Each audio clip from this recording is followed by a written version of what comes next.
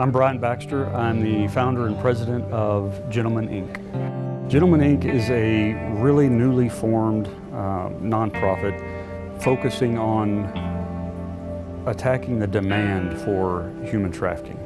And not just attacking the demand for human trafficking, but doing so by going after the behaviors and the habits that contribute to the demand for human trafficking. For example, sexually oriented business. Topless clubs generate demand for sex trafficking, as well as pornography. Even legal pornography has been shown to contribute to a demand for sex trafficking. So human trafficking and pornography are linked in many ways. There's a little bit of pushback. There's been very little just outright, hey, I can't believe you're attacking legal pornography, but there's been some kind of hints at pornography is pure fantasy, pornography is harmless, pornography is a victimless situation, and it leads to a short but useful conversation about the exploitation and the victimization that often goes on behind the scenes of legal pornography. Many people who participate in otherwise legal pornography, adults, are doing so kind of under false pretenses. Either they don't intend to participate in pornography in the beginning, and they end up through subtle coercion or outright coercion participating in pornography.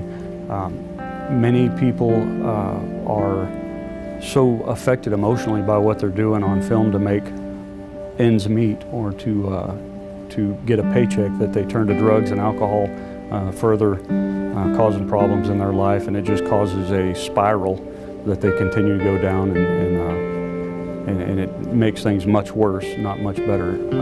Very often also, these people end up transitioning from the pornography industry into the sex trafficking industry, and very often those lines are blurred. The pornography is a form of sex trafficking in many cases. There's also a link to going back as far as interviews with Ted Bundy, linking the effects on the human being that consumes pornography to violence, particularly violence against women, and how the images and the content of the pornography kind of shifts the sense of what's real and what's acceptable. There are women who consume commercial sex. There are women who contribute to the victimization of people in pornography. There are women who contribute to sexually oriented business. But by and large, the vast majority of consumers of commercial sex, the vast majority of consumers of sexually oriented business and pornography are men. There's going to be an outreach, a public outreach prong that reaches out to young men and offers some education and awareness as far as the harms and the dangers of sexually oriented business and pornography and commercial sex, of course. There's also a professional training piece. Having been in law enforcement for over a quarter of a century myself, and having worked closely with human trafficking, particularly sex trafficking investigations, the victims and the men who create the demand, being able to offer some of that insight gained over those years in law enforcement to agencies that may not have that information or may not have those resources. And then finally, a general education and awareness campaign. This group, all of the groups working together are probably never going to completely stop men from watching pornography, consuming pornography, probably never going to stop men from consuming commercial sex. But for each young man that's influenced in a positive way who doesn't consume pornography, that's a win.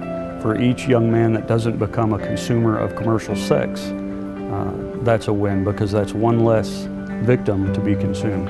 If people didn't buy people for sex, people wouldn't be sold for sex. Helping a young man make better choices may not change the world, but it'll change the world for that young man, and it may change the world for 1, 2, 10, 100 victims of sex trafficking.